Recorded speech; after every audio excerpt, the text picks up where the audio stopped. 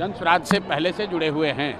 ज़्यादातर उन साथियों के साथ संवाद था और संवाद बस इस बात के लिए था कि हम लोग मुस्लिम समुदाय का जो एक सवाल था कि मुस्लिम समुदाय तो पूरी तरीके से हम लोग जन स्वराज के साथ चलना चाहते हैं, हम लोग के अलावा कौन साथ में है।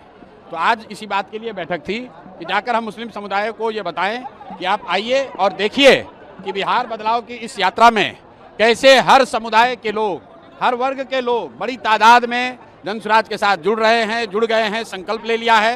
अब आप जो पहले से जुड़े हुए हैं, आप कहीं पीछे न रह जाएं, इसके लिए आज उनसे संवाद किया गया और आपने जो लोगों का कहना था वो आपने सामने सुना। समीकरण को आप लोग नुकसान करने के हम लोग एक ही समीकरण मानते हैं, वो समीकरण है विचारधारा आधारित समीकरण कि जो लोग भी भाजपा से विचारधारा के आधार पर लड़ रहे हैं उनका समीकरण होना चाहिए।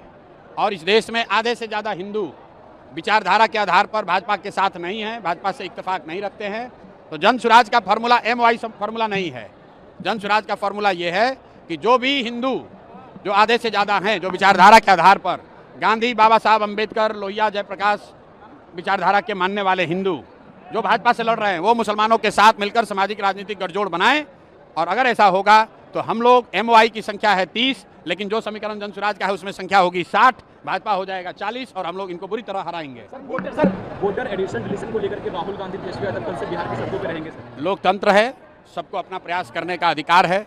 हम 3 बरस से पैदल चल रहे हैं, वैसे उनको भी अधिकार है, वो भी अपना जाकर प्रयास कर सकते हैं, उसमें दिक्कत क्या है। विधानसभा चुनाव में मुस्लिम समाज और क्रिश्चियन समाज को कितनी हिस्सेदारी मिलेगी जन स्वराज के लिए? मुस्लिम समाज के लिए अलग से कुछ कहने की बात ही नहीं है। जन स्वराज के संविधान में लिखा हुआ है कि जिसकी जितनी संख्या है उसको उतनी भागीदारी मिलेगी। मुसलमानों को भी अलग से मांगने की जरूरत नहीं। अगर मांगने की जरूरत पड़ जाए तो फिर जन स्वराज और दूसरे दल में फर्क क्या है। बिना मांगे मुसलमान हो, यादव हो, कुशवाहा हो, ब्राह्मण हो, पासवान हो, वो चाहे किसी को वोट दें, उस समुदाय को उसकी जनसंख्या के हिसाब से भागीदारी मिलेगी ही मिलेगी। उसके लिए किसी तरह के सोर्स पैरवी की जरूरत नहीं है। आरजेडी के एक बड़े लीडर जो जेल में थे, राजवल्लभ यादव, वो अब जेल का दामन थामेंगे, ऐसी खबर है, क्या कहेंगे इस पे आप? यही कहेंगे जो भाजपा का व्हाइट वॉशिंग मशीन की बात होती है। राजवल्लभ यादव पर रेप का, नाबालिग लड़की के साथ रेप का इल्जाम है, वो जेल में हैं। उनको सरकार की बिना मदद के बाहर तो निकाला नहीं जा सकता है। लेकिन वहाँ नवादा में जो जदयू के नेता थे कौशल यादव, वो छोड़कर चले गए राजद में, और राजद वाला अब छोड़ कर आ रहा है जदयू में। तो यही बात तो हम बिहार के लोगों को बता रहे हैं, भैया वोट किसी को दो। यही 1250 परिवार का आदमी यहाँ पर विधायक सांसद बनता है।